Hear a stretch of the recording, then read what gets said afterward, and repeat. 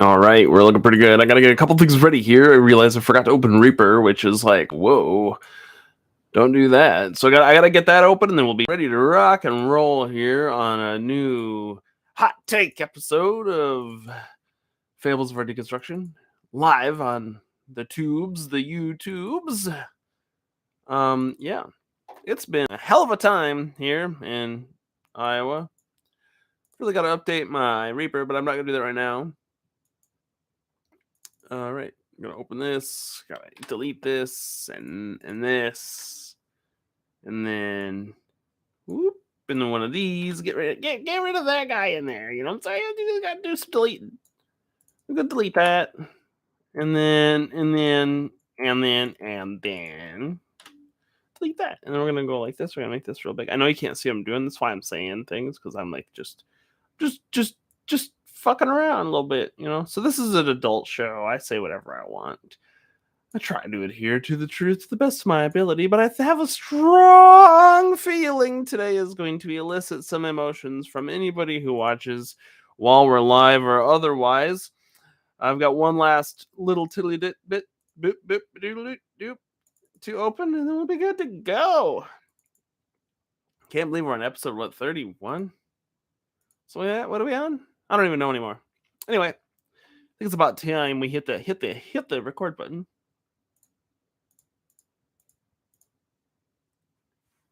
Welcome to Fables of Our Deconstruction, a podcast where we examine our systems of faith and culture together as we grow as people. I'm your host, Dylan. If you like what you hear, check me out at patreon.com/Dylan. If you'd like to be on a future episode, leave me a message at 515-318-7569, or find Fables of Our Deconstruction on Anchor FM and leave me a voice message. Leave your name, otherwise I will keep you anonymous. So let's get into this.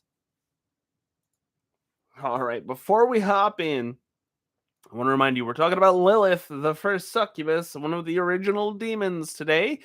But I also want to mention that I'm just a few weeks away from launching a big Kickstarter for my latest comic book, the last 2 issues in my series Champions. If you go to championscomic.com, you can check out all the latest information on where to meet up in person if you want to go to launch parties, Kickstarter parties, what events I'll be at over the course of the Kickstarter, or if you just want to support the book, that'd be awesome. So let's just keep that in mind as we roll forward, and I have some more news about that and a couple other things towards the end. So let's jump on in here. Let's assume you grow up. We'll start over there. Let's assume you grew up generically Christian, borderline evangelical in the U.S., a kid like me crawling out of the Lutheran Church. You probably had a big back and forth on the reality of the creation stories that you were given. I know I did. I knew, for a fact, that God made Adam, and then lonely Adam asked for company. God, in all his wisdom, took a rib from Adam and made Eve, and things were good till that serpent got involved. But the serpent was Satan, you'd hear. I'd hear it too. If you recall from our previous reflection on the Bible, most iterations of the Bible itself do not make this connection. It's apologists who tie these strings together. Apologists who pull most of the threads from extra biblical texts, including biblical fiction. It's troubling because a truly devout denominational Christian will discard extra texts for the, quote, true texts, the texts your particular faith structure provides. In this mess with the serpent and Satan, you'll most likely hear the name Lilith, the first wife of Adam.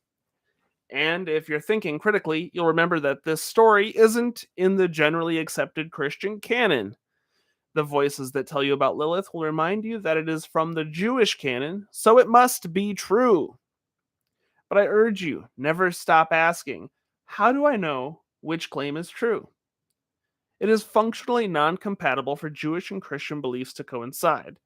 To oversimplify things, I'll say this. A Christian is expected to believe that Judaism ended when Christ died, and the new covenant was solidified. This means that the experts in your faith have provided you the truest truths and stripped away any and all falsehoods. Falsehoods that contain Lilith and other monsters. But maybe you want to believe it. Maybe you've got to believe it. So let's peer inside a translation of Jewish texts and ask, who is Lilith? From the alphabet of Ben Sirah, 78. When God created the first man, Adam, alone, God said, "It is not good for man to be alone." So God created a woman for him from the earth like him and called her Lilith. They, Adam and Lilith, promptly began to argue with each other. She said, "I will not lie below." And he said, "I will not lie below, but above, since you are fit for being below and I for being above, because I have a dinker." I added that part. She said to him, "The two of us are equal, since we're both from Earth." And they would not listen to one another. Since Lilith saw how things were, she uttered God's ineffable name and flew away into the air. Adam stood in prayer before his Maker and said, "Master of the universe, the woman you gave me fled from me." The Holy Blessed One immediately dispatched 3 angels. I'm going to brutalize these names, apologize ahead of time. Sinoi, Sansinoi, and Samangeloff? Samangeloff? Anyway, sent them after her to bring her back. God said, "If she wants to return, well and good. And if not, she must accept that 100 of her children will die every day." The angels pursued her and overtook her in the sea, the raging waters, the same waters in which the Egyptians would one day drown. Ooh, very, very Exodus there. And they told her God's old orders, and yet she did not want to return. They told her they would drown her in the sea, and she replied, "Leave me alone. I was only created in order to sicken babies. If they are boys from birth to day 8, I will have power over them. If they are girls, from birth to day 20. When they heard her reply, they pleaded with her to come back. She swore to them in the name of the living God that whenever she would see them, or their names, or their images on an amulet specifically, she would not overpower that baby. And she accepted that 100 of her children would die every day. Therefore, 100 of the demons die every day, and therefore we write the names of the 3 angels on amulets of young children. When Lilith sees them, she remembers her oath, and the child is protected and healed. There's questions that raises, but we'll move on. This is the core of the Queen of Demons, the first succubus, the non-subservient woman. This story is the groundwork of so much cultural misogyny, the bedrock of excusing the aggression of men bent on dominating women. You see, if this story is added to your faith canon, you'll quickly understand that Eve was a mulligan. She's a great do-over. Eve is unfortunately fashioned from the demanding and infantile Adam in order to craft a subservient woman, a woman who serves man. If you grew up in any mainstream religion, especially in the United States, you're already acquainted with the idea that women make babies, women make homes, women feed mouths, and women serve their fathers until they've a husband to serve. If you're around the internet at all, you've probably seen scumbags like Jordan Peterson prop up these ideas, or even the living contradiction himself, Jesse Peterson. What the fuck is with all these Petersons?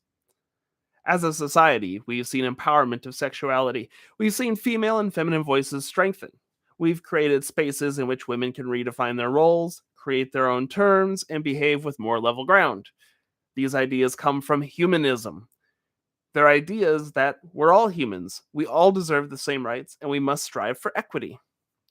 As I say this, I gotta admit, it feels unusual saying all of these things as a white man. Because if I'm going to strive for equity, I need to provide space for other voices, feminine voices in this instance, and shut up and listen. But this is my show, and I have your ear, so right now, I'm going to say it to anyone thinking a woman should be subservient. Shut up, give women space, and fucking listen. Okay, back to the story. I told you the story of Lilith was a story from Jewish text, and that's true. However, it's also extra biblical to the Hebrew Bible. In fact, there's only one solid mention in there. Taken from the Masoretic texts of early Isaiah, Isaiah the book in the Old Testament, Isaiah 34 reads as such. 34:14. And shall meet wild cats with jackals. The goat he calls his fellow. Lilith, or Lilith, she rests, she finds rests. There she shall nest, the great owl, and she lays eggs, and she hatches, and she gathers under her shadow hawks, kites, glades. Also they gather, everyone with its mate. In fact, this renders the idea of Lilith as one of a bird-like creature. But in Ben Sira, it mentions nothing of her bird features, which makes that a point of interest that there's several other religions and mythos that support the ideas of words like Lilu, Lilith, or Lilith. She appears in Gilgamesh, specifically in the Gilgamesh cycles, the one with Inanna, a god that gets muddied up with Marduk. If you go back to our first demon dive, wait, that's a way better name for these deep dives, demon dives. Let's do that. Lilith shares traits with harpies and other bird-footed women throughout mythology. And finally, we find plaques of her on limestone that dates back to, wait for it, ancient Assyria. These figures are powerful, sometimes evil, and they're found everywhere in religious primordium.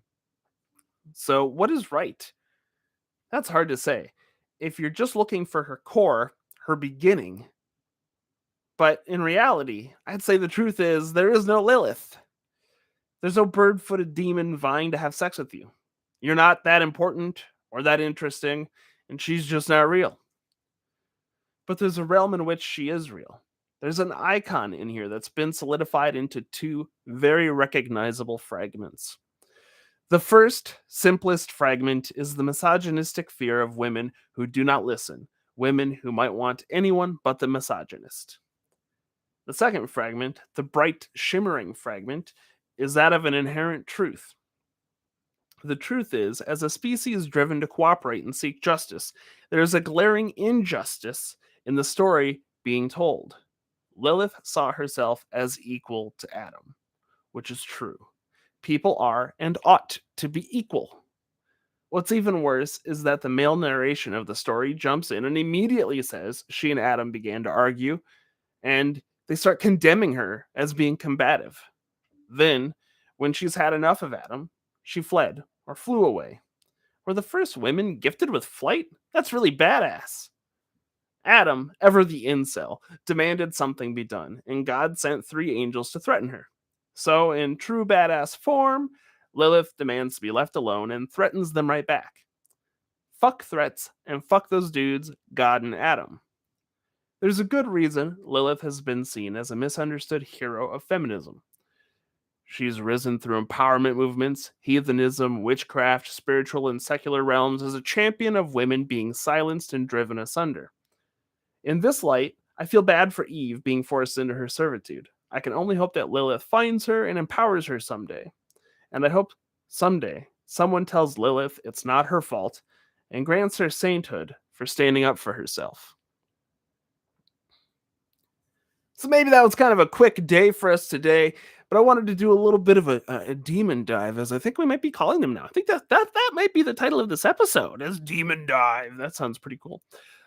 We broke down Lilith a little bit. I think we're going to break her down a little bit more as we move into the ongoings. I think exploring the realm of like succubi and things like that, like incubi. I'm working on like fantasy mythos all the time. Those things come up in my work a lot, so I think it's really worth discussing and breaking those things down, because one of the core tenets of the things that the Abrahamic religious folks will tell you is that desire is the root of all evil.